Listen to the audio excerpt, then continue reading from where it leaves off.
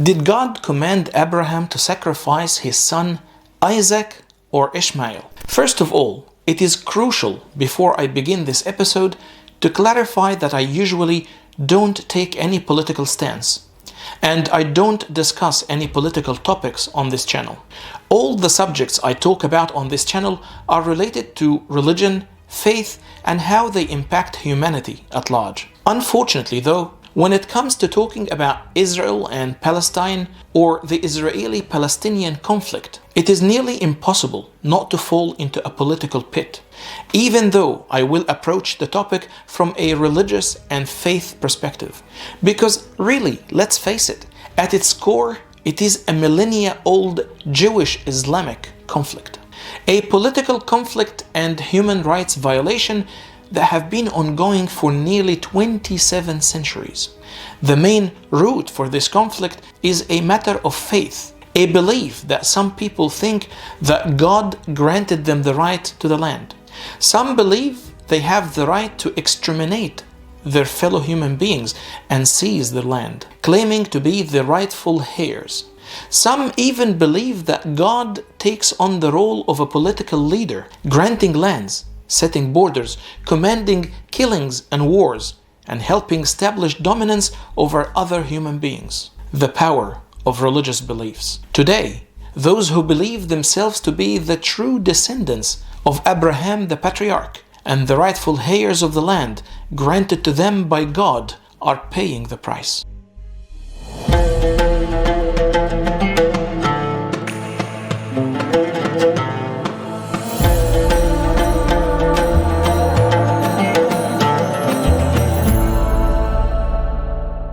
Before I start, if you haven't yet subscribed to the channel, please hit the subscribe button right now. This will help support the channel and ensure its growth.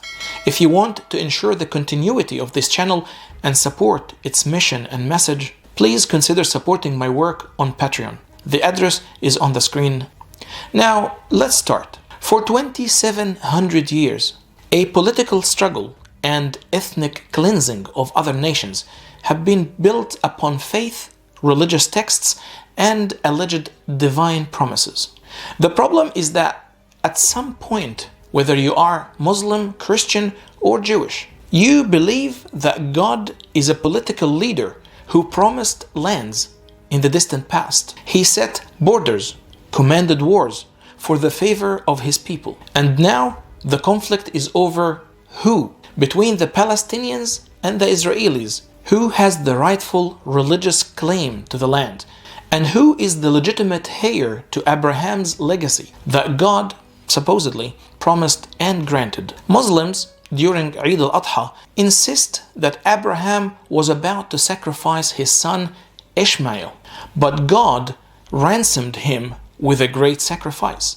وَفَدَيْنَاهُ بِذَبْحٍ عَظِيمٍ. Jews, on the other hand, insist that Abraham was about to sacrifice his son Isaac, the forefather of the Jews. Have you ever cared to investigate this fundamental difference between the two stories? Have you ever wondered why there is such a bizarre disagreement between Muslims on one side and Jews on the other side about who the sacrificial son of Abraham was? The son of Abraham who was commanded to be sacrificed by God. The two narratives of the story in Islam and Judaism have almost identical details except for the sacrificial son. Is it Ishmael, the son of Hagar, the mother of all Arabs? Or is it Isaac, the son of Sarah, the mother of all Jews? This specific detail alone shows the political intent behind both religions to legitimize their claim to the ownership of the land and establish one side as the rightful owner and the other as the aggressor. Upon examining Islamic history and traditions, the most interesting and important thing for you to know is that in the early days of Islamic history, there was a disagreement between Muslim scholars about who the sacrificial son was. Don't think or take it for granted that the early Muslim scholars were in consensus and agreement that God commanded Abraham to sacrifice his son Ishmael, as you believe today. Absolutely not. On the contrary, there was a historical dispute among early Imams and scholars about whether Isaac or Ishmael was the intended sacrifice in the story of Abraham. Scholars like Al-Qurtubi and Al-Tabari, for instance, support that the sacrificed son was indeed Isaac. Individuals like Alqama, Al-Sha'bi, Mujahid, Sa'id ibn Jubayr, Ka'ab al-Ahbar, Qatada, ومسروق, Ikrimah, ومالك ibn Anas, all of them affirm that the sacrificial son was Isaac. I continue to quote, "This is also the view of Ahl al-Kitab, the people of the book, the Jews and the Christians alike." End quote. So then we have to question, when the majority of Muslim scholars, the followers and companions of the Prophet, stated that the sacrificial son was Isaac, why did some of them, scholars in the past, insisted that it was Ishmael, not Isaac? And why do the majority of Muslims today believe that God commanded Abraham to sacrifice his son Ishmael, not Isaac? Because this question, my friend, is a political one, not a religious question. When the story is nearly identical in all its fine details, and the only point of contention is whether the legitimate or the blessed son intended for the sacrifice was Isaac or Ishmael, then you must understand that religion is being manipulated here to serve political interests and to legitimize land ownership through one rightful beneficiary.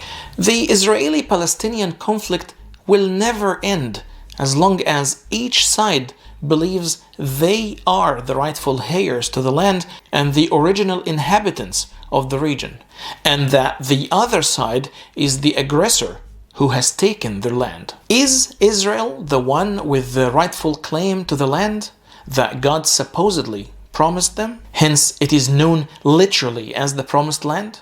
Or are the Palestinians, the ancient Palestinians, the true owners, the descendants of the sacrificed Ishmael, and Israel is the aggressor by occupying Palestinian territories?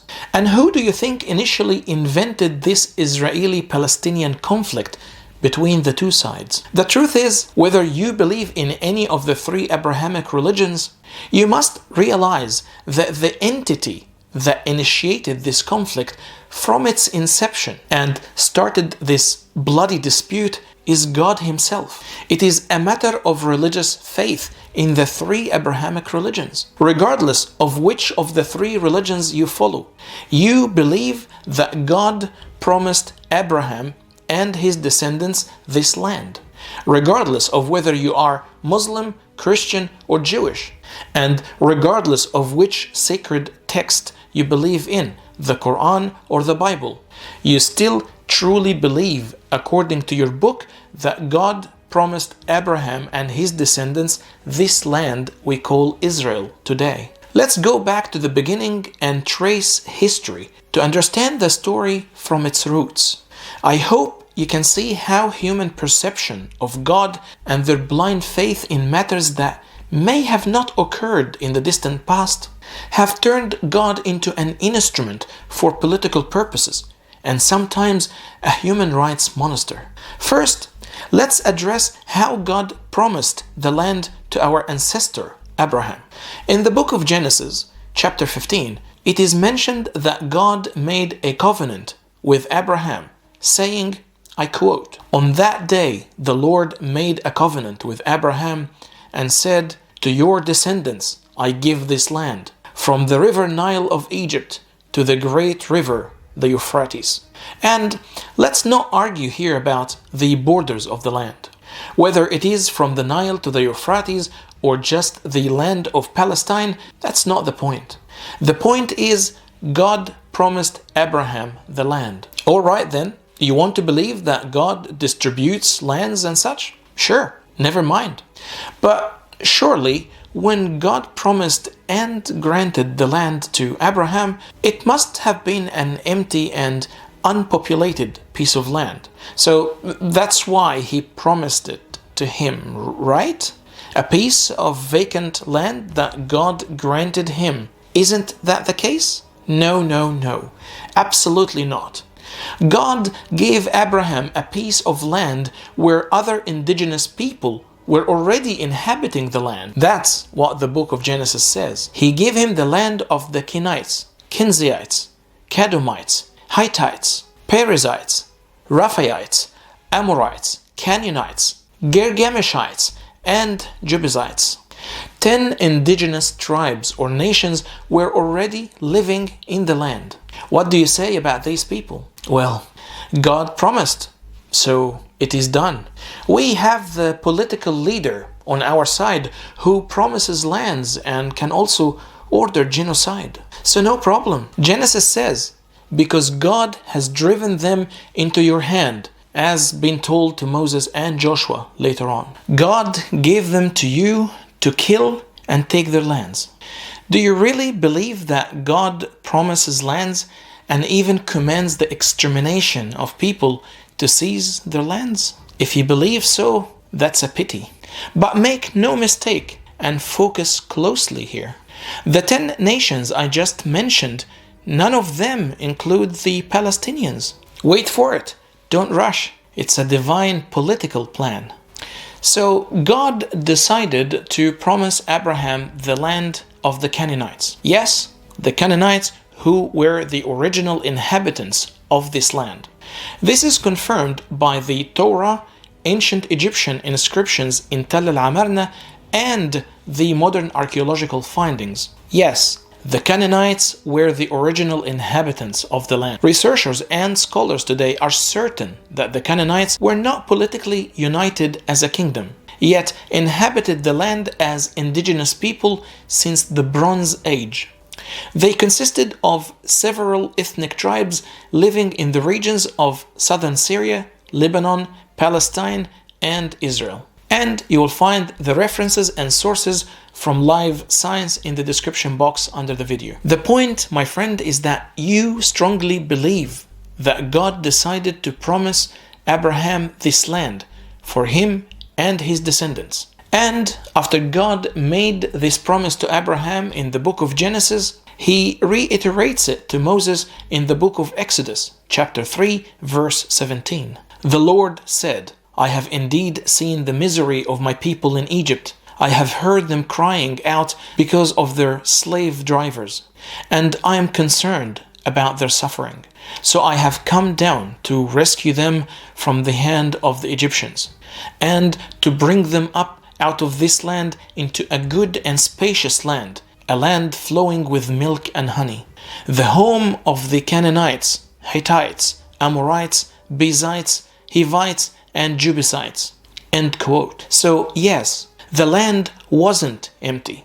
It was inhabited by indigenous people.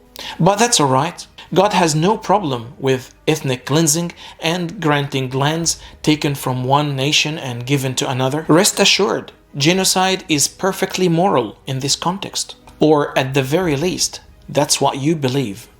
God then commanded Moses to fight the Canaanites and seize their land. And of course you believe that it is not an invasion or aggression. It is God's promise. So it is totally justified, isn't it?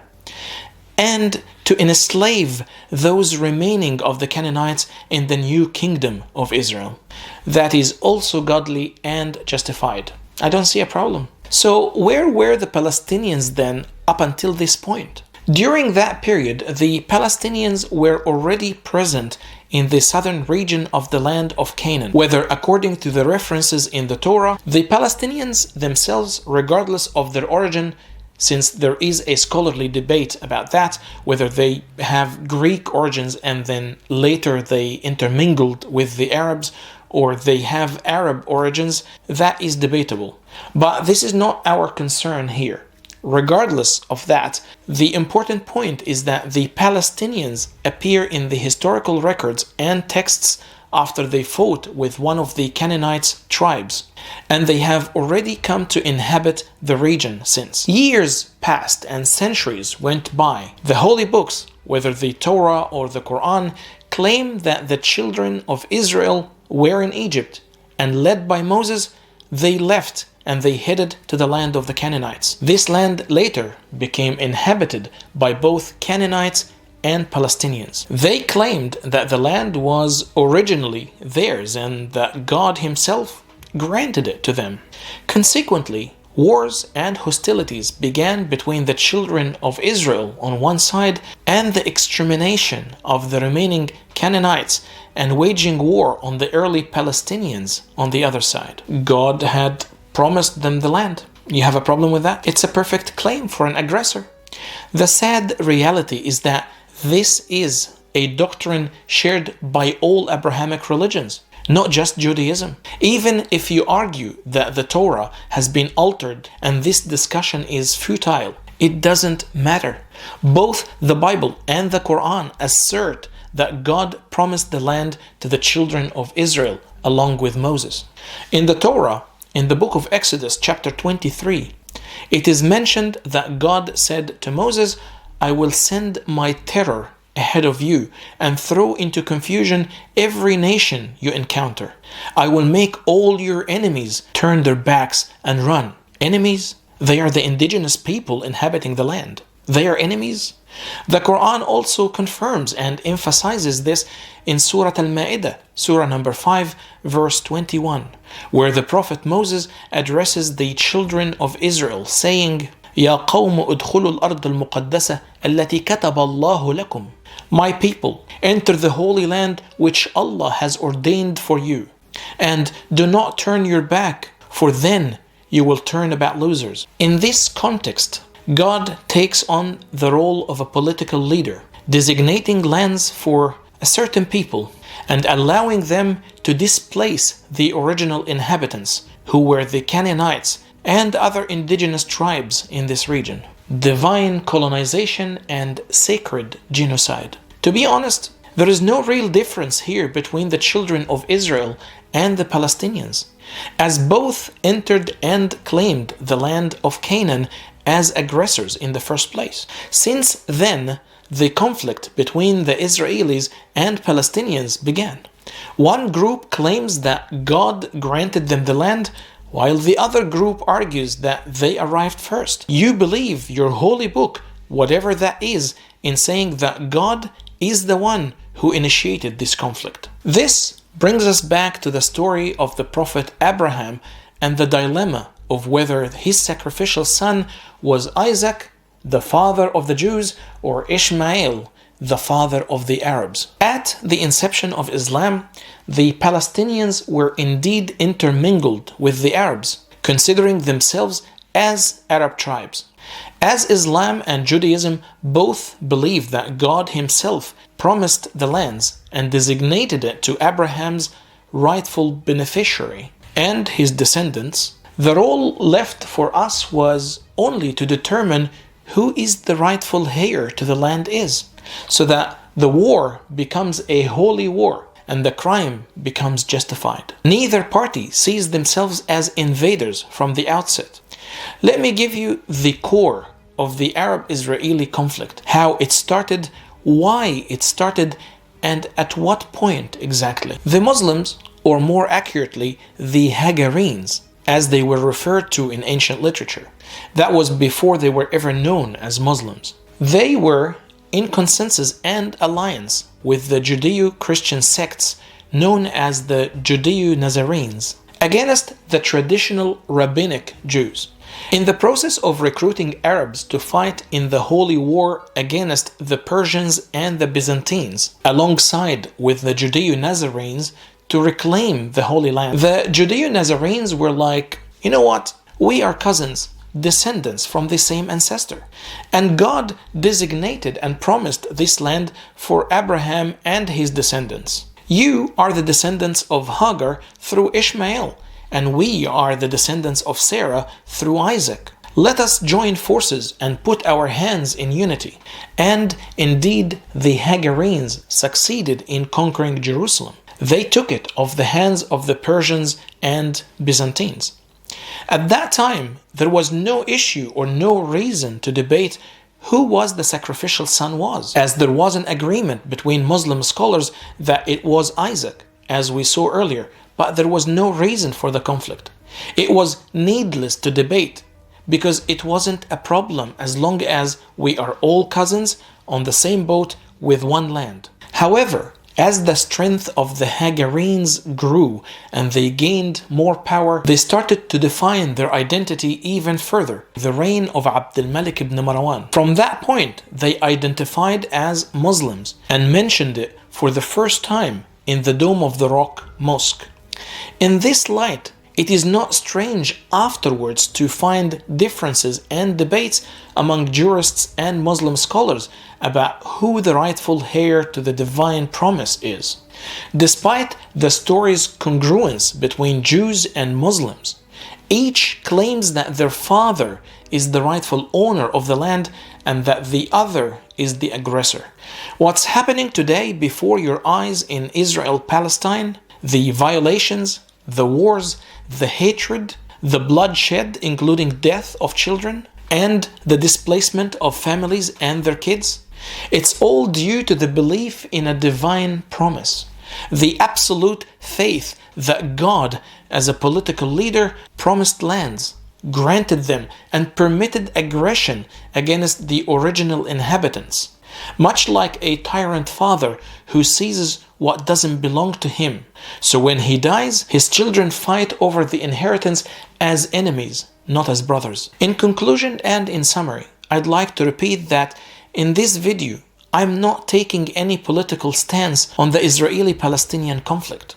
The Palestinian issue will not be resolved and peace won't prevail unless both parties consider each other as equal and legitimate partners in the land. They should all have equal citizenship rights over the entirety of the land. But as long as a portion of them considers themselves a separate identity and the other is the enemy, peace is impossible. And I hope no one misunderstands my message. My position is purely religious, spiritual, and historical, not a political stance stemming from today's governments and their actions. I am not saying that the Palestinians are right.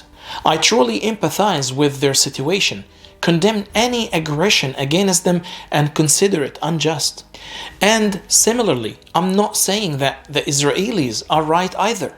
But I am not anti-Semitic or against Jewish identity. What I am against is any form of oppression, hatred, or racism towards anyone based on their ethnicity, religion, or identity of any kind. But it seems that God, as you have depicted him in your so-called holy books, doesn't care much about racism, ethnicity, or the annihilation of entire nations.